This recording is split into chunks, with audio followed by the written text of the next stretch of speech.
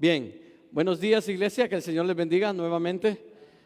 Parece que estamos con frío todavía, ¿verdad? Necesitamos agarrar calor, ¿verdad? Necesitamos calentarnos, está heladito. Pero gracias a Dios, ¿verdad? Por este clima, hermanos, que está heladito. Sí, porque vieran que acá, hermanos, acá arriba, cuando hace calor, olvídense, hermano. Pero a veces uno está tan concentrado que el calor, ¿verdad? No importa.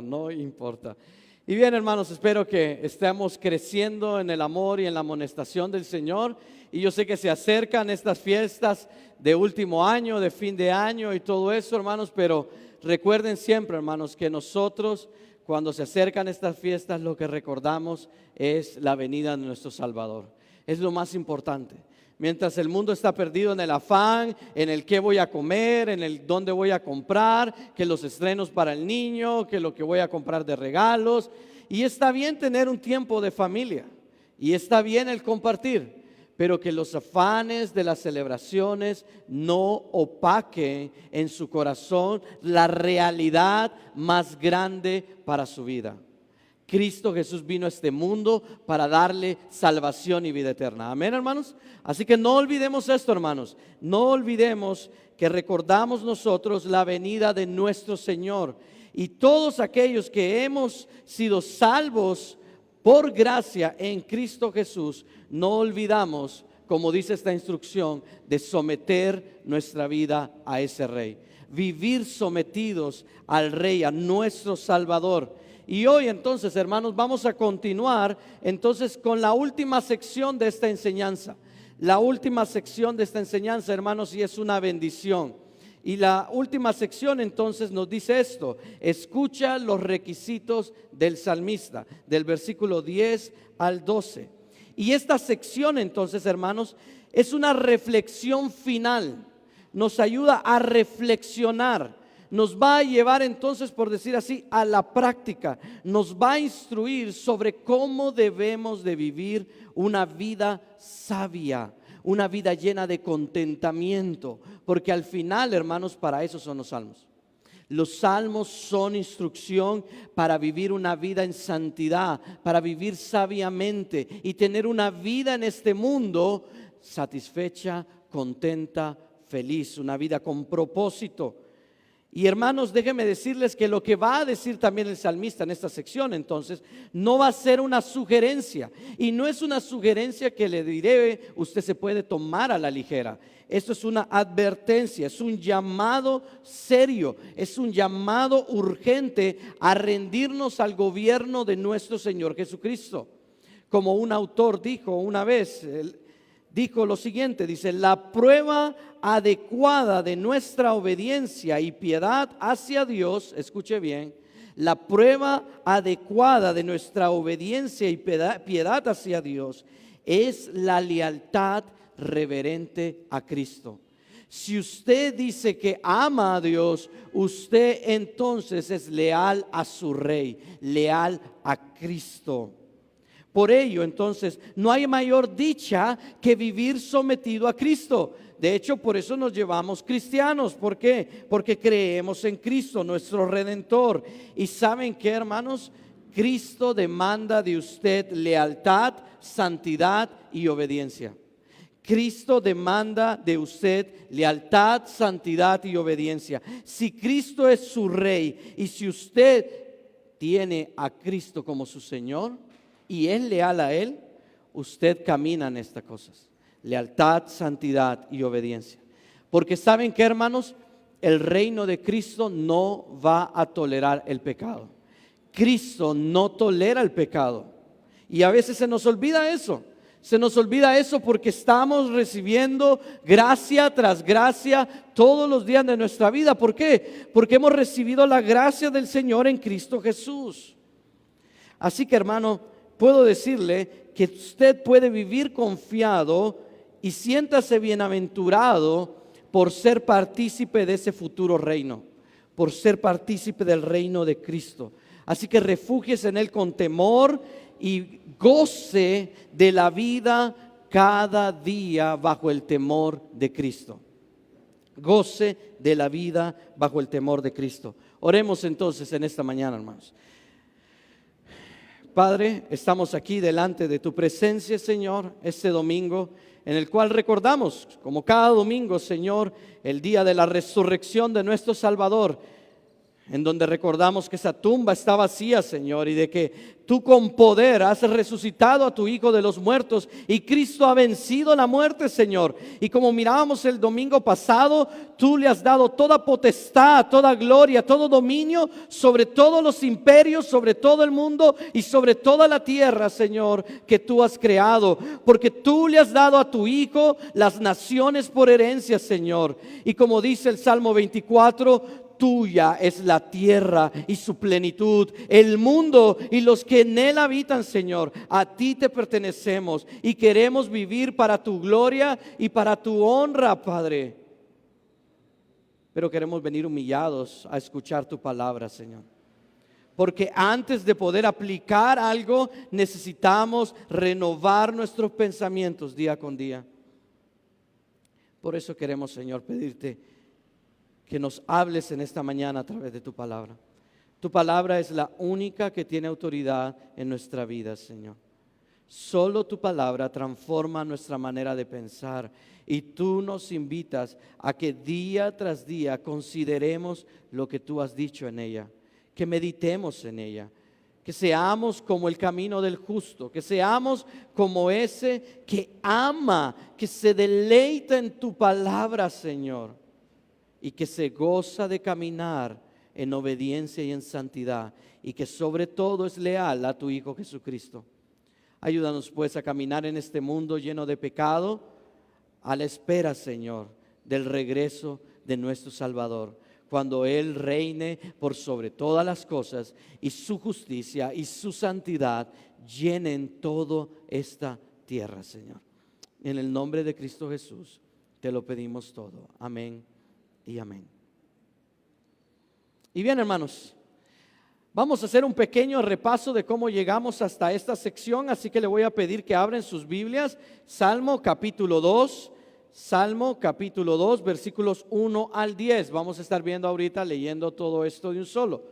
Así que busquen sus Biblias, Salmo capítulo 2, versículos 1 al 10. Y dice así la palabra del Señor. Mire ahí su Biblia, si no está en la pantalla. Dice: ¿por qué se amotinan las gentes y los pueblos piensan cosas vanas? Se levantarán los reyes de la tierra y príncipes consultarán unidos contra Jehová y contra su ungido, diciendo: rompamos sus ligaduras y echemos de nosotros sus cuerdas. El que mora en los cielos se reirá, el Señor se burlará de ellos y luego hablará a ellos en su furor y los turbará con su ira. Pero yo he puesto mi rey sobre Sión, mi santo monte. Yo publicaré el decreto. Jehová me ha dicho: mi hijo eres tú, yo te engendré hoy. Pídeme y te daré por herencia las naciones, y como posesión tuya los confines de la tierra. Los quebrantarás con vara de hierro, como vasija de alfarero los desmenuzarás. Ahora pues, oh reyes, sed prudentes. Admitid amonestación, jueces de la tierra. Y qué maravillosa palabra, hermanos. Y hemos visto, hermanos, hasta este punto de nuestro estudio del Salmo 2, que el Espíritu Santo nos ha mostrado entonces la soberanía y el dominio de Dios. Y decíamos entonces que el Salmo 2 trata en completo acerca de vivir sometidos bajo el reinado de Dios. Dios es el que gobierna todo, Dios es dueño del universo. Pero también el Salmo 2 nos dice que Dios está reinando y va a reinar sobre esta tierra física en el trono de David, desde Sión, desde Jerusalén, en Israel, por medio de su Mesías, por medio de Cristo. Y eso es lo que nosotros hemos visto y es el tema que rodea todo el Salmo 2. Y si ustedes recuerdan, hermanos, iniciamos este salmo, este estudio, estudiando acerca de la insensatez de la rebelión humana, los versículos 1 al 3, ¿recuerdan? ¿Por qué se amotinan las personas? Las personas, decíamos, buscan y quieren entonces las naciones, prácticamente como dice ahí el Salmo versículo 3, romper las ligaduras. La idea es evitar vivir sometidos a Dios. Las naciones de la tierra, los pueblos de la tierra, los reyes, los líderes, todas las personas, los que buscan hoy en día es romper cualquier relación con Dios. Ellos no quieren saber nada de Dios. ¿Sí? Eso lo vimos en el versículos 1 al 3. Luego, en los versículos entonces 4 al 6, vimos la majestuosa respuesta de Dios. Vimos la majestuosa respuesta de Dios, ¿se acuerdan? Y hablábamos entonces de esta sección, cómo Dios va a responder a esta rebelión. Porque decíamos entonces que es ilógico, es irracional que la gente de la tierra, que tiene un límite geográfico, o sea que está ubicado aquí en un espacio físico, pueda levantarse contra un rey que está en los cielos, contra un rey que lo domina todo, contra un rey que lo controla todo, que creó todo. Es ilógico. Y mirábamos entonces que dice, el Señor se reirá de ellos. La idea ahí es que habla de la soberanía de Dios, la risa ahí de Dios, habla de su poder soberano. Y concluíamos entonces en esta sección con lo que Dios dice, yo he puesto mi rey. Y decíamos que esto es un anuncio de victoria. Dios ya triunfó. Aunque las naciones del mundo quieran rebelarse, la idea es aquí, Dios, yo ya vencí, ya he puesto mi rey sobre Israel. Ustedes no tienen la victoria la tiene mi hijo. Y finalmente entonces el domingo pasado vimos y escuchamos entonces la propia voz del Hijo, la propia voz de Cristo. Y Cristo declaraba su identidad, declaraba entonces su autoridad. ¿Recuerdan ahí en el versículo 7 al 9? El Hijo inicia diciendo, miren las palabras del Hijo, dice el versículo 7, yo publicaré el decreto. Y decíamos ahí entonces que en esta escena, porque recuerdan que aquí estamos como en una obra de teatro, ¿no? Cada sección abre una nueva idea, una nueva trama, ¿sí? Una nueva escena. Y en esta escena entonces el Hijo va a hablar acerca de lo que ha recibido del Padre. Y el Hijo dice entonces que Él ha recibido del Padre todas las naciones de la tierra. Que Él ha recibido del Padre la autoridad para juzgar a todas las personas de la tierra, a todos los habitantes del mundo. Y Él entonces en Cristo se encuentra todo el poder de la deidad, como dice Colosenses, como dice Pablo en Colosenses, que en Cristo habita corporalmente toda la plenitud de la deidad, porque a Dios le ha placido entregar a Cristo todo el poder, todo el dominio y toda la gloria. ¿Por qué? ¿Se acuerdan la palabra yo te he engendrado hoy?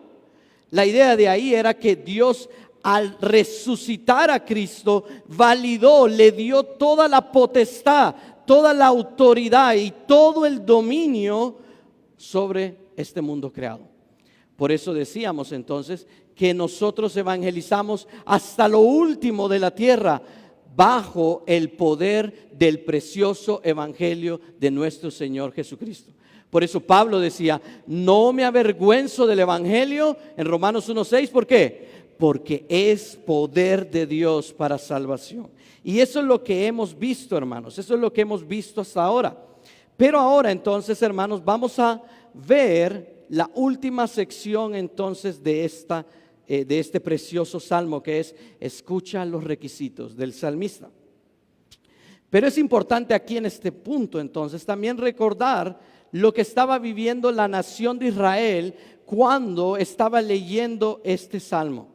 Y ya lo he repetido varias veces, que recordemos siempre que esta nación estaba fuera, en el exilio. Por 70 años estuvieron fuera de Jerusalén. Jerusalén estuvo destruido por la ira de Dios sobre ellos. Por su desobediencia, Dios los castiga y los manda fuera de Israel. 70 años en el exilio y luego ellos regresan. Y el problema, hermanos, es que ellos se encuentran con una realidad totalmente desalentadora. Cuando ellos llegan a Israel, ellos ven entonces que no tienen ningún rey. No hay un rey sentado sobre el trono de David físicamente, porque ellos están viviendo entonces bajo el dominio y la autoridad de los reyes de Persia. Ellos están viviendo bajo el dominio de naciones extranjeras. Y es precisamente por eso, hermanos, que el Salmo 2 era un himno, era un cántico, un salmo de esperanza futura. Porque los hacía ver, hermanos, porque al leerlo ellos entendían y comprendían, hermanos, que aunque no miraran a un rey, Dios seguía siendo el rey de todo. Y Dios iba a cumplir el decreto que Dios le ha dado a su Hijo. Yo te he puesto por rey sobre Sión. Y ellos leían esto y decían, wow, qué esperanza más gloriosa.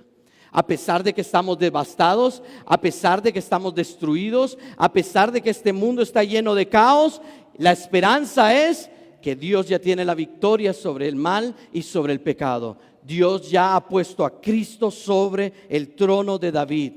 Por eso, hermanos, este salmo nos enseña a mirar más allá de la fragilidad política, de la inestabilidad social, de la decadencia espiritual y moral, para esperar entonces el reinado que va a venir. Hermanos, este Salmo 2, entonces, así como para Israel, como para nosotros, se transformó y modeló ese lamento de esa nación en una esperanza activa, en una esperanza viva. Dios no ha fallado, Dios no es que ha tardado, simplemente, hermanos, Dios está preparándolo todo para que su Hijo venga a reinar sobre este mundo. Y eso es lo que nosotros esperamos. Y esta certeza histórica, hermanos, porque estos son hechos reales, lo que pasó con la nación de Israel, pero también esta certeza espiritual de que hay una decadencia moral en la sociedad, de que hay una decadencia espiritual. Nadie quiere buscar a Dios. Dice el Salmo 14:1, dice el necio en su corazón, no hay Dios. Romanos 3:10 dice que no hay ninguno bueno, no hay quien busque a Dios. Y en medio de toda esta decadencia espiritual, nosotros, hermanos, somos llamados a exponer la rebelión humana, a responder en obediencia a Dios, a vivir sometidos al Hijo, mientras nuestro Salvador viene a este mundo a reinar. A eso somos llamados, en medio de todo lo que está pasando. Por eso, hermanos, en los versículos 10 al 12, pasamos entonces de la proclamación, de la teoría, por decir así, a la práctica. Y miren ahí la proposición entonces. Miren la proposición de este pasaje. Vamos, este es el punto, esta es la idea de esta pequeña sección. Y aquí vamos a ver entonces 3 requisitos del salmista para que viva sometido a Dios de manera dichosa.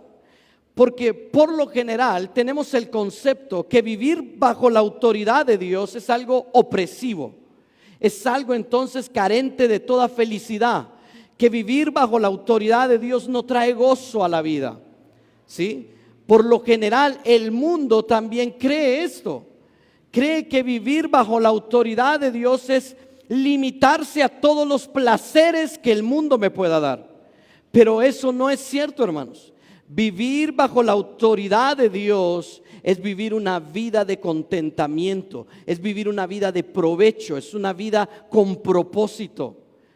El mundo ha transgiversado las cosas. Las personas en el mundo son las que viven sin propósito, porque la única cosa que puede dar propósito a tu vida es Dios. Porque como dijo Salomón en Eclesiastés capítulo 2, hermanos, el placer es efímero. El éxito es efímero, el sentimiento de felicidad es efímero. Como dijo un profesor mío, es como querer morderse los codos. Intente morderse los codos. Así es el placer, así es el sentimiento de la satisfacción humana. Un día tenemos el mejor teléfono, al siguiente mes sale el siguiente que es mejor y queremos el mejor. Nunca estamos contentos. ¿Por qué? Porque nos expresa una realidad humana. El corazón del ser humano es carente de propósito y de dicha sin Cristo. La única manera de tener propósito es creyendo en nuestro Salvador. Él es el único que puede dar contentamiento genuino a tu vida. Y los 3 puntos que vamos a estar viendo entonces, estos 3 requisitos son los siguientes. Miren el primero. El primero es, sean hombres sabios. Sean hombres sabios. Ese es el primer requisito para poder vivir sometido a Dios con un corazón contento. ser hombres sabios. Número 2, ser entonces siervos temerosos. Sean siervos temerosos. Y número 3, entonces, sean leales a Cristo. Sean leales a Cristo. Entonces, hermanos, ¿les parece? Si abren sus Biblias, no quitan su dedo de ahí de Salmo capítulo 2, versículo 2 y versículo 10. Y miremos lo que dice el versículo 10. Dice de la siguiente manera: ahora pues, oh reyes, sed ¿qué? Sed prudentes. Podríamos decirlo de la siguiente manera: por tanto, reyes, actúen con sensatez. Esa es la idea. Reyes, actúen de manera sensata. Si anteriormente entonces vimos el decreto del Padre, en donde el Hijo declaraba, ¿no?, que Él es el Hijo, ahora el salmista entonces nos va a ofrecer una salida a la rebelión humana. La idea aquí es práctica. ¿Cómo podemos salir de esa categoría tan drástica, tan malvada, y poder caminar entonces en obediencia a Dios? Y la idea del salmista aquí es instruirnos y decirnos: ustedes pueden salir de esa vana manera de vivir y ustedes pueden caminar como el justo. ¿Recuerdan el camino del justo del Salmo 1? Un camino bienaventurado.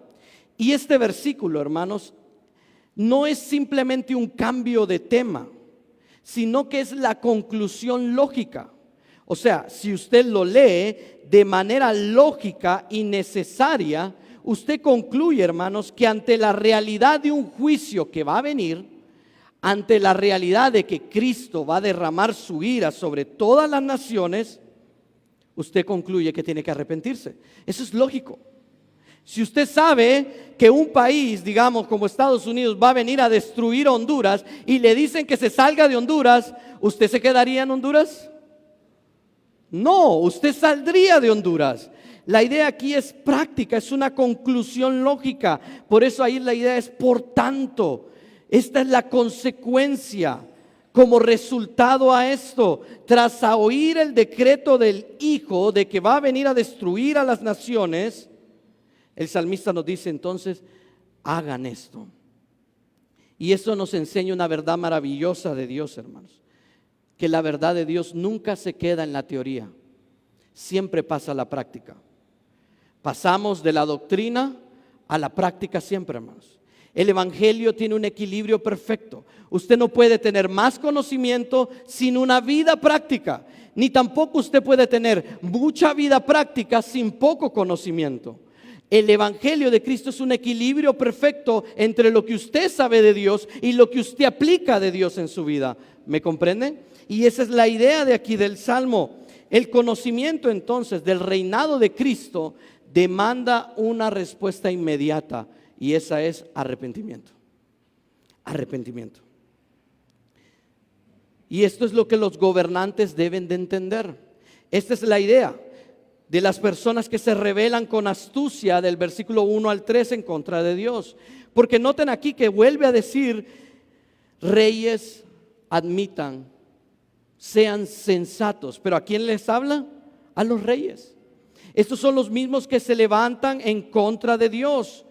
Como un autor dice, ¿no? Dice: exhortar a los reyes y a los jueces a ser sabios es casi sarcástico, dice el autor. Pues se supone que la sabiduría es la virtud principal de los gobernantes. ¿Sí o no?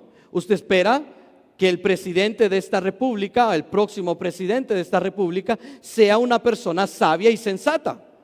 Entonces es ilógico demandar o querer exhortarle a este presidente a que tenga sabiduría si usted lo que espera es que sea sabio.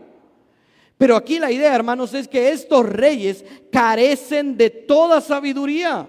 No entienden el decreto de Dios. Estos reyes se muestran incompetentes, espiritualmente necios. Otra vez, Salmo 14:1. Tienen cerrado su corazón, no creen en Dios.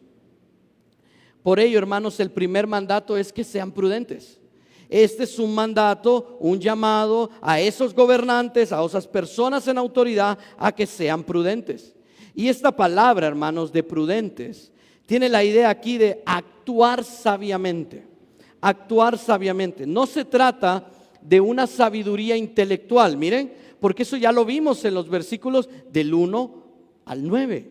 Aquí, hermanos, está hablando el salmista de un actuar con prudencia, de una forma de conducta, de actuar con sensatez. Significa entonces reconocer que la rebelión es un acto suicida. Rebelarse en contra de Dios es como querer suicidarse. ¿Por qué? Porque al final de los tiempos Dios va a juzgar a todos, grandes y pequeños. Todos serán juzgados en el trono blanco de Cristo. Y su ira caerá sobre todas esas personas incrédulas. La verdadera sabiduría entonces no consiste en acumular el poder humano, sino en tomar la decisión correcta que conduce a la vida. ¿Cuál es esa decisión correcta? Someter tu vida al Rey. Esa es la decisión correcta. Lo que tú tienes que hacer, en lugar de insistir en rebelarte en contra de Dios, en lugar de querer vivir en tu pecado, lo cual te va a llevar al exterminio, a que seas pulverizado, a que seas destruido por la ira de Dios, la idea es que te arrepientas. Y hermanos, aunque esta lección está hablando hacia los líderes, hacia los gobernantes, a las personas que tienen autoridad, esto nos deja una gran lección a nosotros. A menudo entonces pensamos que la sabiduría es saber mucho, ¿sí? Pero en este texto, hermanos, la verdadera sabiduría es rendirse a Dios por completo. Esa es la verdadera sabiduría. Por eso, Proverbios 1:7 dice, el principio de la sabiduría es ¿qué? El temor a Jehová. Esa es la verdadera sabiduría, rendirse ante Dios. Y esto implica una humillación, hermanos. Si usted sabe que Cristo viene con una vara de hierro, ¿sí?, a juzgar a las naciones, lo más sensato es que usted deje de vivir en su pecado. No espere entonces al que el peso de la justicia de Cristo caiga sobre su vida. Si usted vive ignorando a Dios, entonces, hermanos, usted no es valiente. No se crea valiente por desobedecer y ir en contra de Dios. Usted simplemente es un ingenuo, un insensato. Eso es lo que el salmista quiere decirnos. No es de valientes rebelarse en contra de la palabra de Dios. Es de personas insensatas que no saben la realidad de las cosas. Porque miren aquí lo que sigue diciendo el salmista. Acepten la corrección gobernantes de la tierra. O sea, admitan. Si la primera entonces sección nos llamaba a la sensatez mental, la segunda nos va a llamar a la obediencia. La palabra, miren ahí, acepten corrección, implica que ellos deben aceptar ser corregidos. Y este es un llamado radical a la humildad. Porque no nos gusta que nos corrijan, ¿verdad? Este es un llamado radical a la humildad. Esto implica ser instruidos para salir de nuestra necedad. Si usted compra un artículo, usted tiene que leer el manual para saber cómo usar el artículo. Si no, y si lo usa de manera incorrecta, ¿qué pasa con el artículo? Se va a arruinar. La idea de tener ese artículo es para que usted salga de su ignorancia. ¿Sí? Ese manual es para que usted sepa cómo usarlo. Bien, hermanos, Dios nos quiere instruir para que nosotros salgamos de nuestra vana manera de vivir. ¿Recuerdan por qué se amotinan las gentes y los pueblos piensan cosas vanas? La idea ahí es un pensamiento sin propósito, un pensamiento necio. Entonces, hermanos, estos gobernantes soberbios, para ellos no hay nada más difícil que admitir que están equivocados. Y esto creo que no solo para ellos. Admitir que nos equivocamos, no. ¿Sí?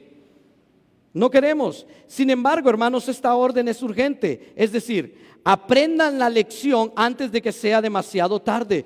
Porque la realidad de que Cristo va a venir a gobernar el mundo es latente y en cualquier momento sucede. Y note la progresión ahí. Primero se dirigió a los reyes de la tierra, los que ostentan el poder político. Ahora el texto llama a los jueces de la tierra, aquellos encargados de administrar la justicia y el orden en el mundo.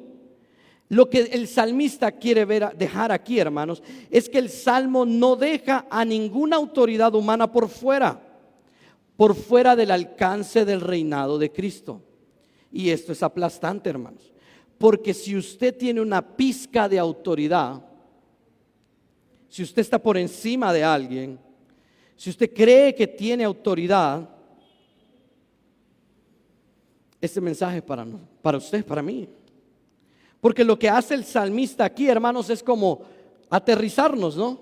Cuando nos elevamos mucho, ocupamos a veces a alguien que nos haga volver a ¿qué? Poner los pies en la tierra. Y eso es lo que está haciendo el salmista acá, hermanos. Nos recuerda que nadie está lo suficientemente alto, lo suficientemente arriba, con el suficiente poder como para no necesitar la amonestación de la palabra de Dios. Todos necesitamos ser instruidos por la palabra de Dios. No hay ser humano, hermanos. Otra vez vuelvo y digo, el ser humano no necesita ser mejorado, entiéndalo. El ser humano necesita arrepentimiento y salvación y vida eterna, arrepentirse de sus pecados y ser moldeado a la imagen de Cristo. Eso es lo que necesita el ser humano. No necesita una evolución, no necesita ser mejorado, necesita venir a los pies del Rey antes de que sea aplastado y destruido por ese Rey. Y no sé si usted nota la misericordia de Dios en esto, pero yo sí, aunque es severa. Aunque anteriormente vimos en los versículos 7 al 9, vimos la ira de Dios a través del Hijo. Aquí Dios todavía está hablando. Y esto es para usted que no tiene a Cristo en su corazón. Dios todavía está instruyendo. Dios todavía, hermanos, está invitando a las personas con toda su autoridad a que cambien su estilo de vida. Dios todavía sigue invitando a las personas, al pecador, a que se arrepienta de su pecado. Este es el espacio de la gracia antes del juicio, entiéndalo. Usted que me escucha y no tiene el temor a Cristo, este es el tiempo del arrepentimiento. Porque un día llegará el juicio eterno. Y eso es irreversible, hermanos. Cuando el pecador esté frente al trono blanco, el Cordero va a estar como un juez, condenando al pecador eternamente, aplastándolo con su ira. Hermanos, y piensen esto, para nosotros, el mundo nos enseña que el éxito es nunca admitir el error, ¿sí o no? Por ejemplo, si una persona es alcohólica, ¿la culpa la tiene quién? No la persona, dice la ciencia, dice la forma de pensamiento de hoy en día. ¿La culpa la tiene quién? El alcohol. La persona está enferma, le llaman ahora al alcohólico. No, hermano, la persona está podrida en su pecado, por eso no deja el alcohol. Es que el mentiroso miente por necesidad. No, hermano, no es porque tenga necesidad, es porque está podrido en su pecado. Y así sucesivamente, hermanos. Siempre queremos transferir la culpa a otra cosa y no admitir la responsabilidad de nuestros actos, de nuestra condición. El mundo nos enseña que la fuerza proviene de hacer valer nuestra propia opinión, ¿sí? De imponernos con firmeza. Pero ¿sabe qué, hermanos? En el reino de Dios, la verdadera fuerza comienza con la capacidad de decir: Señor, he sido un necio. Señor, perdóname. Señor, corrígeme. Ahí empieza la verdadera fuerza, hermanos. Y note que el texto dice: reciban corrección. Y miren que esto es maravilloso, hermanos. No es algo que usted genera por usted mismo, es algo que usted acepta de parte de Dios. Eso es lo que está pasando aquí. Cuando de nosotros, o cuántos de nosotros, no nos sentamos aquí domingo a domingo a escuchar el sermón, la palabra de Dios. Nos vamos al ICRE y escuchamos la palabra de Dios, pero levantamos un muro, ¿no? Lo que está diciendo no es conmigo. Y es como un muro defensivo que no permite que la palabra de Dios entonces entre a nuestra mente y a nuestro corazón. Y este muro se levanta para impedirnos escuchar la voz de Dios. Muchas veces estamos aquí sentados, pero estamos pensando, el hermanito no vino hoy. Para él era el sermón. Pero no dejamos que la corrección acceda a nosotros, a nuestra propia mente. Hermanos, ser sabio, según este texto, es tener un corazón enseñable ante el Rey. Por tanto, iglesia, no basta con entender intelectualmente que Cristo reina, porque estoy seguro que usted, hermanos y hermanas, entiende que Cristo es el Rey que va a venir y que Dios lo controla todo. El requisito para vivir una vida dichosa bajo el gobierno de Dios es permitir que su vara y su cayado nos disciplinen, nos amonesten hoy mientras usted está con vida. Hoy acepte la reprensión de Dios hoy mientras usted tiene vida. El sabio, escuche bien, hermanos, el sabio es aquel que prefiere ser corregido por la gracia que ser quebrantado por el juicio. Se lo repito, el sabio es aquel que prefiere ser corregido por la gracia que ser destruido por el juicio de Dios. Esa es la verdadera sabiduría. Y una vez, hermanos, que nuestra mente ha sido iluminada con sabiduría y nuestra voluntad ha sido rendida a la corrección, entonces estamos listos para el siguiente requisito del salmista. El siguiente requisito es este, mire bien, sean siervos temerosos.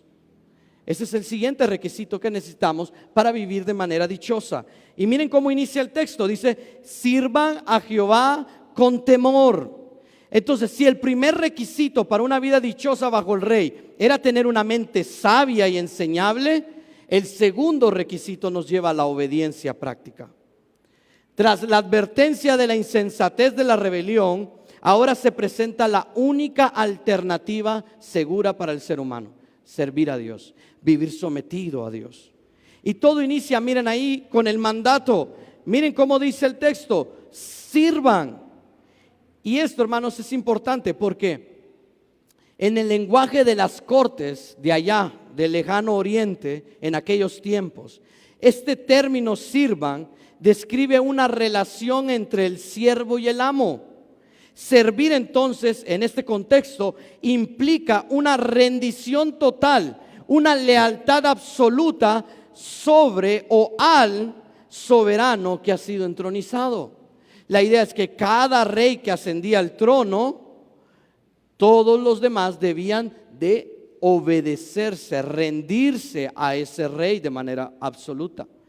Entonces, hermanos, la idea aquí para los reyes y para los jueces mencionados en el versículo 10, este es un llamado a entregar sus propias coronas. Lo que está pasando aquí, hermanos, es una escena impresionante. La idea aquí, hermanos, es que el consejo del salmista es que todos esos reyes rebeldes entreguen su reinado a Cristo. Eso es lo que deben de hacer. Es como, en lugar de rebelarse en contra de Dios, lo que ustedes tienen que hacer es rendirle su reino al magnífico rey. Y esto implica, hermanos, que el siervo humildemente rinde sus cuentas al soberano y supremo Dios. Ahora, miren ahí, hermanos, la pequeña letra A. Miren ahí, sirvan a Jehová. Y esta pequeña palabra, hermanos, en el idioma original es una palabra sumamente rara en la poesía, no suele aparecer. Y aquí, hermanos, es como un semáforo, imagínense, ¿sí? El color anaranjado o amarillo, ya no sé cuál es, hermano, la verdad soy daltónico, creo yo. Sí, entre el verde y el rojo está el amarillo, que nos advierte, no te cruces, pero más le pongo el acelerador, me quedan 3 segundos todavía, ¿sí? Así es este A. Nos dice, hey, vengan, presten atención a quién deben de servir, no a cualquier persona, ustedes deben de servir a Dios. Miren que ni siquiera dice sirvan al rey, que sería Cristo, sino que dice sirvan a Jehová. Miren qué interesante. Y como hemos visto en nuestro estudio, hermanos, En el versículo 2 lo vimos. La rebelión en contra de Dios es en contra del ungido, y la rebelión en contra del ungido es en contra de Dios. Esa es la idea. Por eso dice, sirvan a Jehová. Por tanto, hermanos, la reconciliación con el Hijo es en última instancia una reconciliación con Dios. Por eso Pablo en Romanos capítulo 5 versículo 1 dice que hemos sido reconciliados con Dios, ¿sí? Por medio de la fe, y tenemos paz por medio de Cristo. Porque a través de Cristo, hermanos, nosotros hemos sido reconciliados con el Padre. Y esa es la idea acá. Por eso es que no existe tal cosa como someterse al gobierno de Cristo sin someterse a la autoridad del Padre. Y esto, hermanos, desbarata a cualquier secta satánica como la de los de Jesús solo. Aquellos que creen solo en el Hijo, por ejemplo. O desbarata cualquier pensamiento de los testigos de Jehová que no creen en el Hijo. ¿Me doy a entender? Hay una conexión intrínseca entre el Padre y el Hijo. El Padre glorifica al Hijo, el Hijo glorifica al Padre, el Hijo glorifica al Espíritu, el Espíritu al Padre, y entre la Trinidad hay una perfecta armonía. Ahora, no obstante, hermanos, todo servicio a Dios debe ser reverente. Por ello el salmista nos dice la manera en cómo debemos de servir. Sirvan con temor. Y esto no implica un pánico, hermanos, que nos hace huir de Dios, sino que es un respeto santo ante la majestad, ante la santidad y ante todo el poder y derecho a juzgar que tiene Dios. Es un temor entonces que reconoce la autoridad de Cristo, versículo 9. Es el asombro de quien comprende que está sirviendo a aquel que tiene el poder de desmenuzar a las naciones como si fueran vasijas de barro. ¿Sí? ¿Se acuerdan la idea de pulverizar? Esa es la idea del temor. Tener temor a Dios implica tener el temor de aquel que puede destruir su vida. Por eso el Señor dice, no teman al que puede matar el cuerpo, sino teman a aquel que puede destruir el alma en la segunda muerte. Porque este mundo es efímero, hermanos.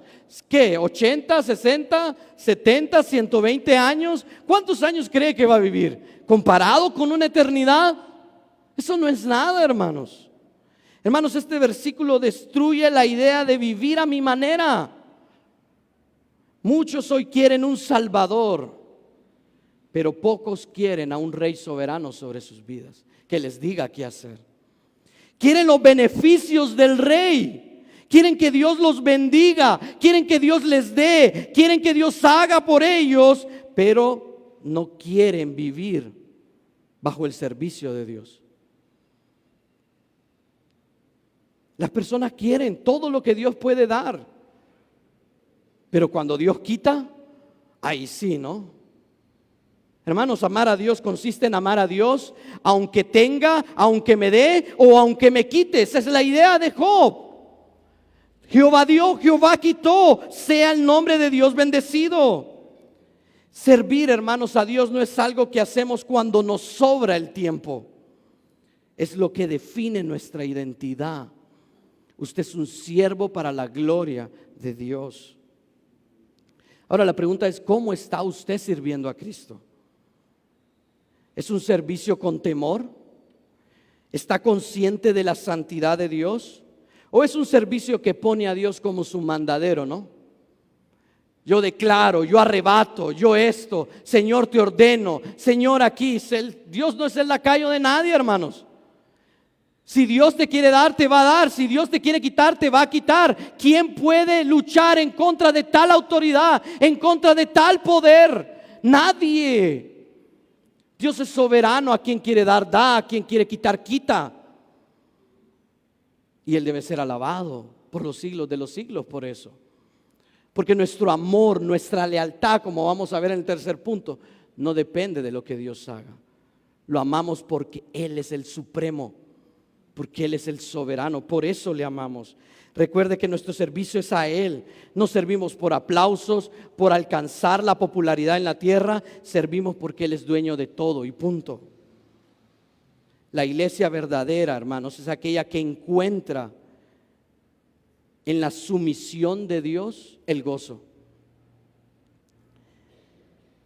Si usted encuentra la autonomía como una dicha, usted está equivocado. Si usted encuentra el libertinaje, el hacer lo que usted quiera, como una dicha, como una bendición, usted está equivocado. Si usted quiere vivir bajo bendición, usted tiene que vivir sometido a Dios. Y eso implica cambiar mi estilo de vida, dejar de pecar. Y mire lo que dice el siguiente verso, dice: y regocíjense con temblor. Tras habernos llamado a servir a Jehová, ahora el salmista expande cómo debe ser la actitud de servir a Jehová. Dice que el mandato es regocijarse y denota una alegría desbordante, una alegría, un contentamiento pleno. Y aquí el término, hermanos, tiene que ver con la idea de una celebración pública de servicio a Dios. Aquí, hermanos, es el grito de aquellos que temen a Dios, de aquellos siervos de Dios que celebran que el Rey va a ser entronizado en su trono.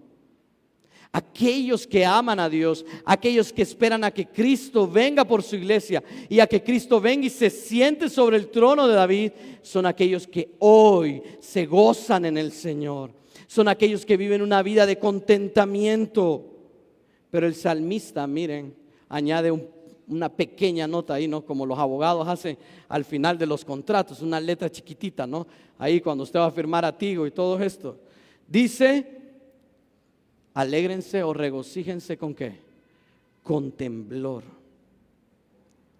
Y esto está definiendo la manera en que debemos gozarnos. Debemos gozarnos temblando ante la majestad de Dios. Y esta es la paradoja del reino, ¿no? Este equilibrio, hermanos, es intencional y propio de aquellos que desean obrar con rectitud hacia Dios. Ahora, este no es un gozo superficial, entonces es la idea acá. No es un gozo superficial que olvida la santidad del Señor, ni es un terror que paraliza o olvida la gracia de Dios. Es como un comentarista dice: esta es una celebración que se mantiene honrosa porque ocurre en la presencia de Dios. El temblor, entonces, escuche bien, el temblor asegura que nuestro gozo no se convierta en altivez. Porque cuando todo está bien, cuando yo voy para arriba, mi papá decía: fácil es llegar hasta arriba, a la cima, pero difícil es mantenerse. ¿Por qué? Porque cuando estamos escalando la escalera, valga la redundancia de palabras, del éxito, estamos bien, contentos y gozosos, muchas veces llega la altivez a nuestro corazón. Y creemos que todo lo que tenemos ha sido porque nos merecemos, porque hemos luchado. Hermanos, si usted tiene, solo entre paréntesis, si usted tiene algo es por la gracia de Dios, no porque usted sea bueno, no porque usted se lo merezca o usted ha luchado. Quien le ha dado todo a usted ha sido Dios. Pero aquí el temblor, entonces, asegura que nuestro gozo no se convierta en altivez. Y el gozo, esta es la paradoja, y el gozo asegura que nuestro temblor no se convierta en desesperación. ¿Por qué? Porque estamos en este mundo. El Señor sabe que vivimos en un mundo caótico, en un mundo que por el pecado se está degenerando, se está destruyendo. Pero no se va a destruir por completo, hermano. Dios lo va a destruir, solo agrego ese paréntesis. Y muchas veces caemos en la desesperación, pero el gozo nos permite ver más allá, en medio de esa desesperación, de que hay una esperanza futura en Cristo. Y esa es la paradoja que encontramos entre el gozo y el temblor. Hermanos, muchos hoy confunden el gozo con la irreverencia. Piensan que Dios, entonces, porque nos ama, podemos acercarnos a Él de cualquier manera, como quien ignora su santidad. A veces buscamos a Dios, hermanos, llenos de pecado. Sabemos que hemos fallado en contra de Él, pero nos acercamos a Él como que si nada pasara. Y eso es una actitud irreverente. Esa es una actitud que no reconoce la santidad de Dios. Pero el Salmo 2 entonces nos dice que el gozo que Dios acepta es aquel que tiembla ante su presencia. La pregunta es, hermanos, ¿usted tiembla ante la santidad de Dios? Esa es la pregunta. Cuando usted se acerca a Dios, cuando usted lee su palabra, cuando usted viene al culto, cuando usted se reúne con sus hermanos, ¿tiembla ante la santidad de Dios? Cuando usted está a solas y puede hacer lo que quiera, ¿tiembla ante la santidad de Dios? ¿Se estremece su alma? Sería aquí en el contexto del Salmo. ¿Se estremece su alma al considerar que el rey que lo ama a usted es el mismo rey que va a desmenuzar, que va a aplastar a los incrédulos, aunque esos sean familiares? ¿Verdad que ya la cosa se vuelve difícil? Porque amar la justicia de Dios, amar la santidad de Dios, es amarlo a pesar de que Él va a impartir su justicia y aunque creamos que no nos parezca. ¿Se estremece su alma al saber eso, hermanos? ¿Ama a Dios usted a pesar de todo? La adoración verdadera es aquella donde el creyente se alegra porque ha encontrado el refugio en Dios, porque tiembla al reconocer la santidad, que el Dios que todo lo controla, lo ha recibido. Y esto es lo que Pablo dijo en Romanos, capítulo 6, versículo 1. ¿Qué pues diremos? ¿Perseveraremos en el pecado para que la gracia abunde? En ninguna manera, dice Pablo, porque en lo que hemos muerto al pecado, ¿cómo viviremos en el pecado? Si usted tiene a Cristo o dice que tiene a Cristo, usted no puede vivir y tener comunión con el pecado. Pero si usted tiene comunión con el pecado, vive en pecado y no siente la necesidad de arrepentirse, y usted se dice que es miembro de esta iglesia o que ha creído en Cristo, déjeme decirle que usted está mal y está equivocado. Cristo no ha entrado en su corazón y usted lo que necesita es hacer lo que el salmista está diciendo: arrepiéntase de su pecado, humíllese ante el Señor. No minimice su relación con Dios. No minimice la santidad de Dios. Mantenga ese equilibrio santo, un entusiasmo gobernado por la cordura y la alegría, vestida de reverencia ante aquel que lo controla, lo domina y ha creado todo. Una adoración verdadera a Dios. Por tanto, iglesia, la verdadera dicha no es un conocimiento vacío. La verdadera satisfacción no es un conocimiento vacío, sino una satisfacción profunda en Dios que reconoce a Dios como el soberano de todo. Y este es el segundo de los tres requisitos. Sin embargo, el camino de la dicha completa, hermanos, requiere un paso final de lealtad personal. Y ese es el tercer punto. Hemos visto la mente sabia, el servicio reverente. Ahora el salmista nos lleva al tercer requisito, la lealtad al Hijo. Miren ahí, sean leales a Cristo. Versículo 12 dice así: rindan homenaje al Hijo para que no se enoje y ustedes perezcan en el camino. Sus Biblias dicen de la siguiente manera: honrad al Hijo para que no se enoje y perezcáis en el camino. Y aquí, hermanos, llegamos al clímax de la exhortación del salmista.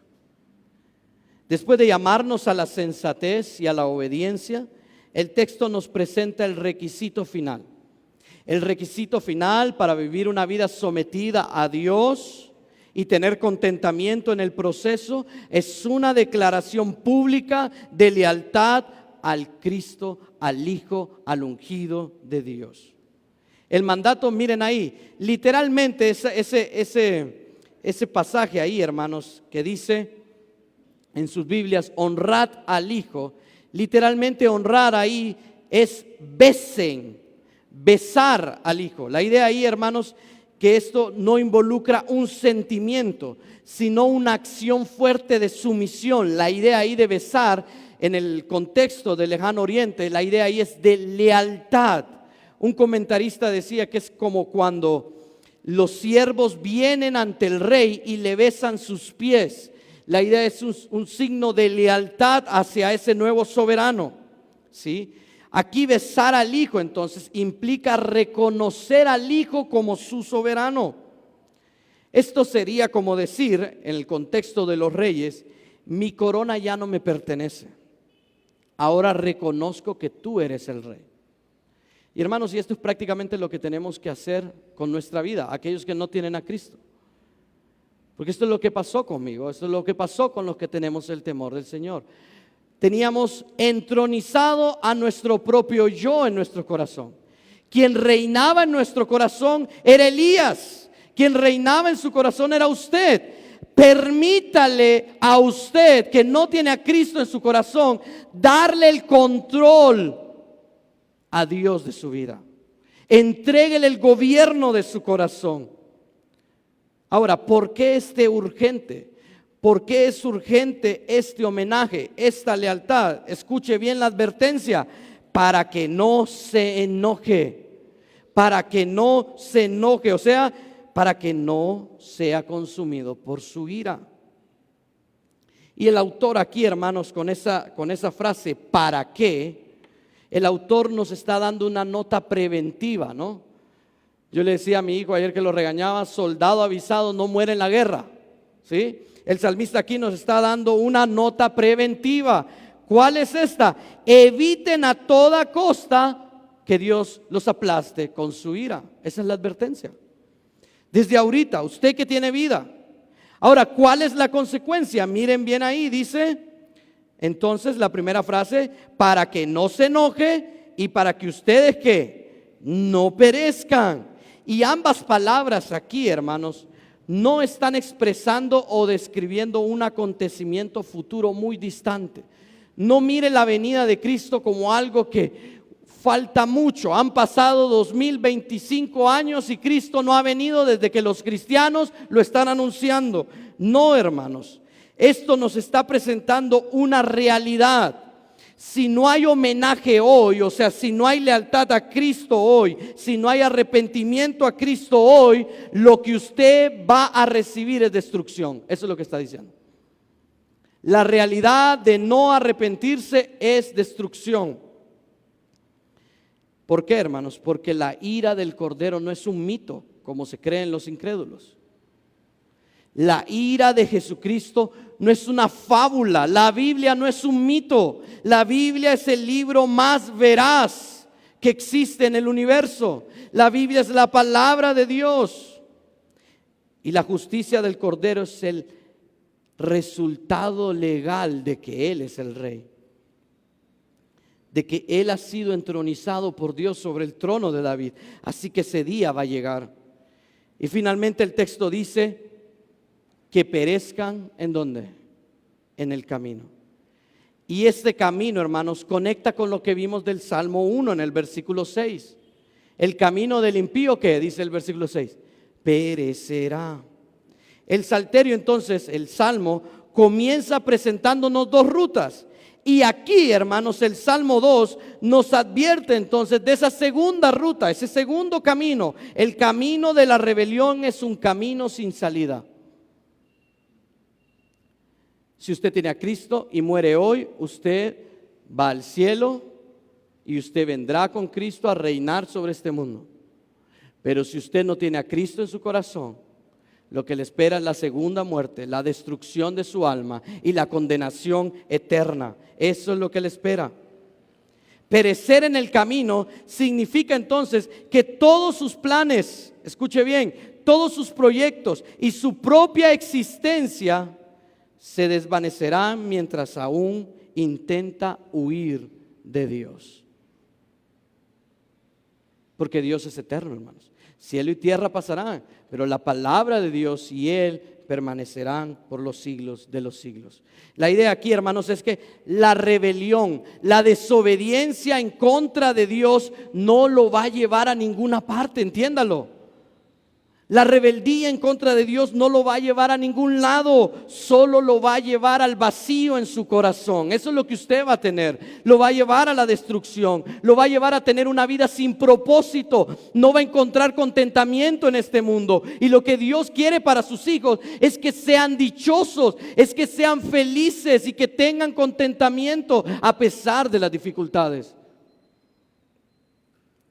Y este es el punto entonces donde todo se vuelve personal, hermanos. Porque usted puede ser sabio, muy inteligente según el mundo, muy dotado. Puede incluso servir dentro de la iglesia por costumbre, estar y venir aquí. Pero la pregunta del salmista hoy es, ¿ha besado usted al Hijo? Es decir, ¿ha rendido su voluntad a la persona de Jesucristo? ¿Es Jesucristo su Rey verdadero? Porque usted puede hablar bonito, usted puede aparentar ser un cristiano, sin necesidad de que Cristo haya nacido en su corazón, hermano. Los falsos profetas así son, los falsos maestros, los apóstatas así empiezan, aparentando un falso amor hacia Cristo. Pero que dice Juan en 1 de Juan capítulo 2, salieron de nosotros porque no eran de nosotros. Muchas veces nos preocupamos cuando una persona viene a la iglesia y está dentro de la iglesia, pero sale de la iglesia porque, qué sé yo, Dios revela de alguna manera el pecado que hay en esa persona y esa persona sale y se va al mundo. Y quedamos, pobrecito esa persona que, sí, pobrecito, porque Dios nos ha revelado que esa persona no tiene a Cristo. ¿Cuál es la necesidad más urgente de esa persona? Que le prediquemos el evangelio. Pero ¿saben qué? También es misericordia cuando una persona se va de la iglesia con una actitud de rebeldía y desobediencia a Cristo. ¿Por qué? Porque nos damos cuenta que Cristo nunca nació en su corazón y eso nos ayuda a nosotros a orar por esa persona, para pedirle a Dios que le dé salvación, para implorar por esa alma que estuvo viviendo del evangelio, gozando del evangelio, pero nunca Cristo nació en su corazón. Hay misericordia, entiéndalo por favor, en medio del juicio de Dios.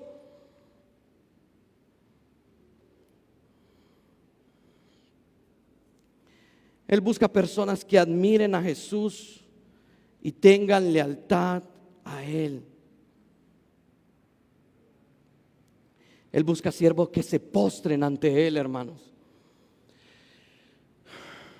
No juegue con Dios. No juegue con Dios. Si usted persiste, escuche bien, si usted persiste en su propio camino, ese camino será su tumba. Si usted persiste en rebelarse en contra de Dios, eso al final lo va a llevar a destrucción. Si usted persiste en el pecado, esa va a ser su ruina. Y mire la advertencia, porque su ira se enciende pronto. ¿Por qué? Tras habernos dado el mandato del salmista, ahora el salmista nos va a explicar por qué tanta insistencia. ¿Por qué insistimos tanto en que vengan a Dios en arrepentimiento? ¿Por qué hay tanta insistencia en decirle a aquellos que no tienen a Cristo, arrepiéntanse de su pecado? Porque miren la idea detrás del encender ahí, hermanos, expresa una realidad inminente, expresa algo serio. No nos está hablando de una ira muy lejana o una posibilidad, tal vez Cristo viene. No, hermanos, nos pone frente a una reacción que está a la vuelta de la esquina. Cristo puede venir ahorita. Los que están en Cristo dicen como, ven pronto, Señor, ahorita, Señor. Pero si usted no está caminando en Cristo, usted no va a tener esa convicción. La ira de Dios contra la rebelión humana es una respuesta viva y poderosa que puede manifestarse en cualquier momento. Cristo puede venir en cualquier momento. De hecho, miren, hermanos, aquí el factor tiempo es una constante, ¿sí? Es determinante. Note lo que el texto dice: pronto, porque su ira se enciende pronto, dice el texto. Y esto, hermanos, delimita la brevedad de la espera. La ira del Hijo puede encenderse inmediatamente, esa es la idea.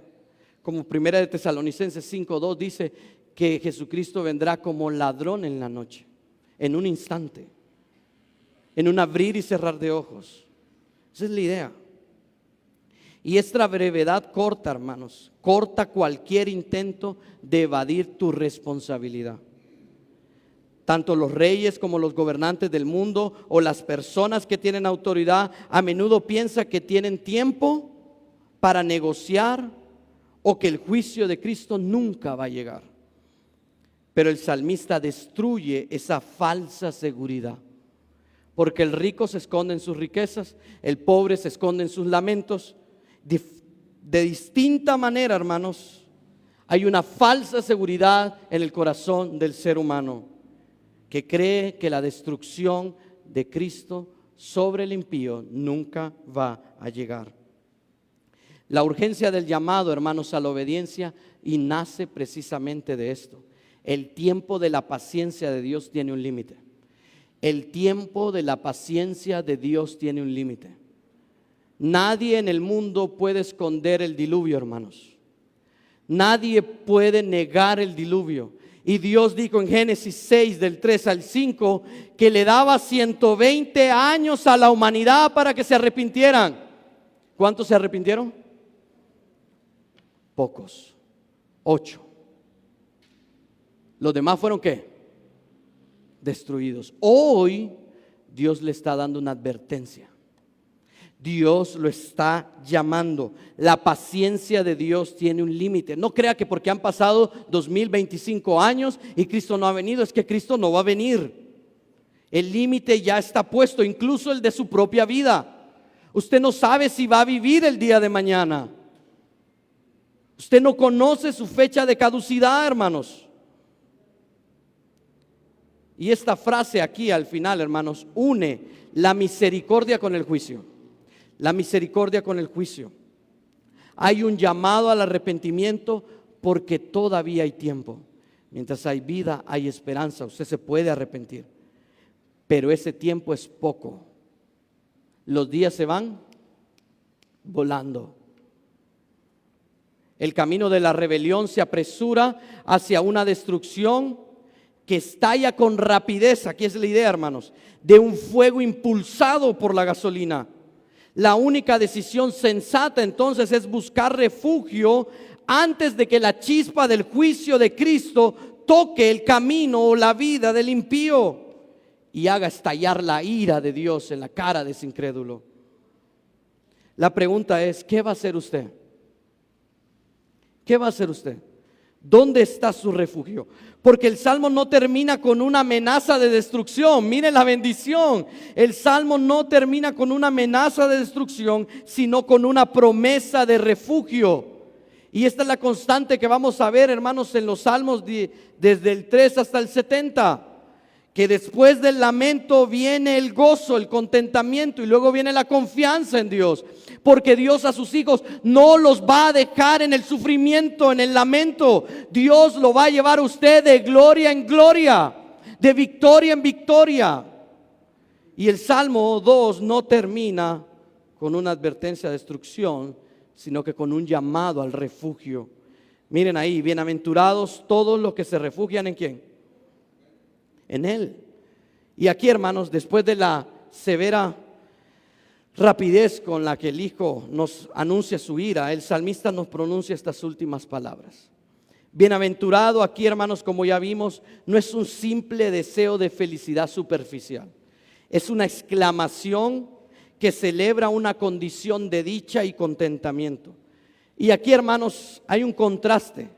Porque aquí el autor, hermanos, está dando un golpe, está contrastando la ruina del rebelde, la ruina del pecador que no viene a Cristo, versus la dicha y el contentamiento que tiene aquel que confía en Jehová. Eso es lo que está haciendo el salmista. Y miren aquí, hermanos, que lo más impactante es que esta bendición se extiende ¿a quién? Bienaventurados todos. Es un salmo dirigido y orientado a reyes y jueces paganos, pero esta palabra habla de un acto de gracia universal. La puerta del refugio en Cristo no está definida por etnia, por posición social, por riquezas o por poder, sino que la puerta de Cristo está abierta para cualquier persona que quiera arrepentirse de sus pecados y responder en obediencia y sumisión al Rey. Ahora, todos los que se humillen serán beneficiarios de esa gracia. Porque dice ahí, miren, que se refugian. Y esta expresión se refiere a un gesto, entonces, hermanos, donde Dios está dando protección y cobertura a aquellos que le buscan. Y hermanos, esto es una actitud persistente de vida. Esto es una conducta constante. Ahí literalmente refugio tiene que ver con la idea de se refugian constantemente. Es como lo que vemos en Juan 3:18, cuando Juan dice, el que cree no ha sido condenado. La idea de Juan es, el que está creyendo constantemente no recibe condenación. Y esa es la misma idea. Estamos refugiándonos constantemente en Cristo.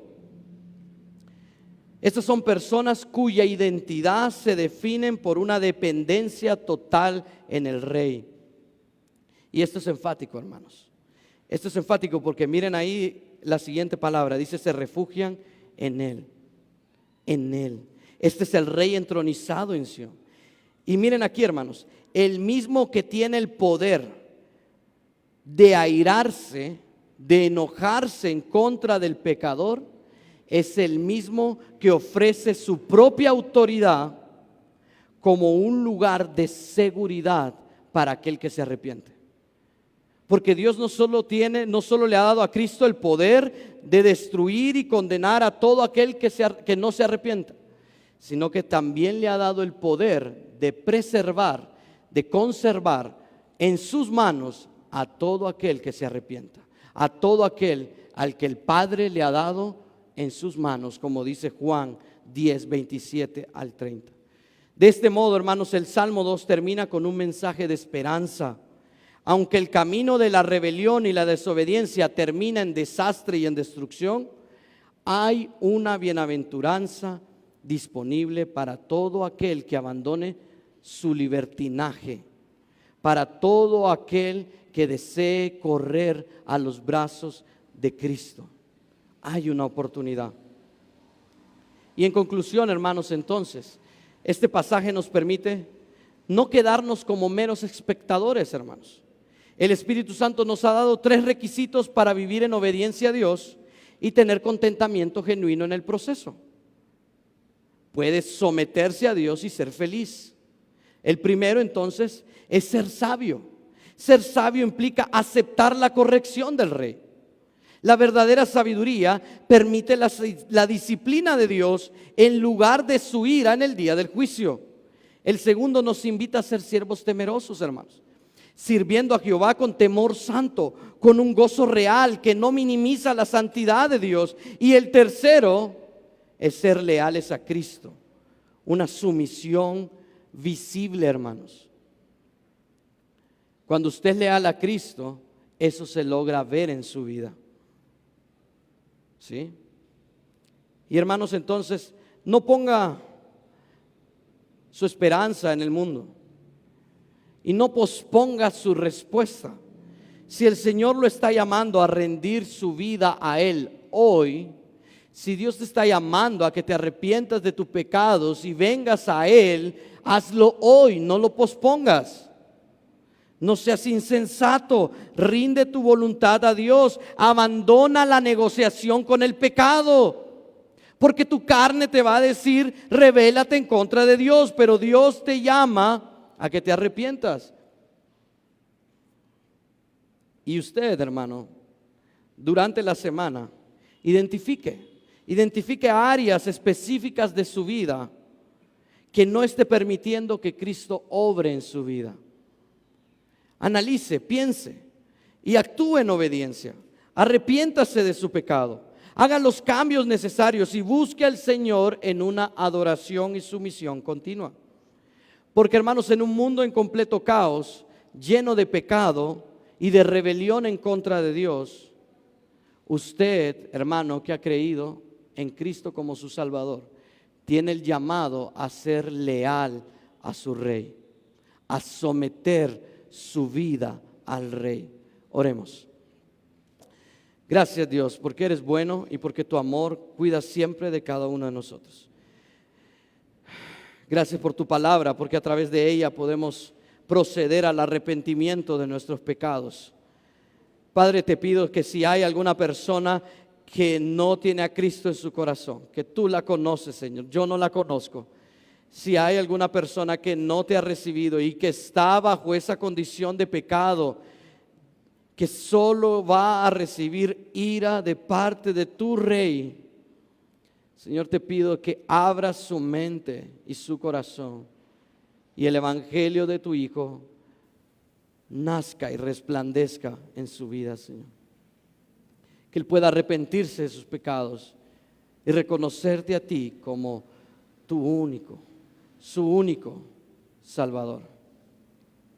Padre, porque tú estás ahí, Señor, ofreciendo y llamando a la gente al arrepentimiento.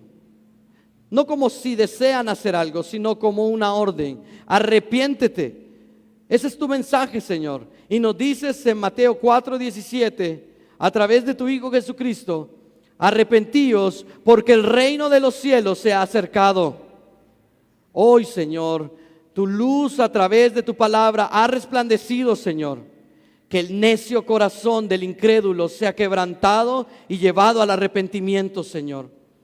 Y que nosotros, aquellos que hemos creído en ti, afirmes nuestra fe, nuestra confianza, Señor, y des esperanza a nuestro corazón, abatido y cansado por la lucha diaria con el pecado, con la enfermedad, con la injusticia social, con los problemas específicos de cada uno. Que des esperanza a nuestra vida, Señor. Y que nos ayudes a entender que vivimos en obediencia a ti porque tú ya tienes la victoria. Tú ya has puesto a tu Rey sobre Sión y ahí está nuestra mirada. Como dijo Pablo en Filipenses, prosigo a la meta, el supremo llamamiento en Cristo Jesús. Esa es la meta y la esperanza de cada creyente, Señor. Ayúdanos a vivir firmes en ella, con convicciones, Señor, genuinas en nuestro corazón. Que cuando la tormenta y la desesperación y el sufrimiento abatan nuestra vida, nuestros pies tengan las raíces bien fuertes para soportarlo. Por tu gracia, por tu misericordia y por tu bondad. En el nombre de Cristo Jesús oramos. Amén y amén. Que el Señor le bendiga, iglesia.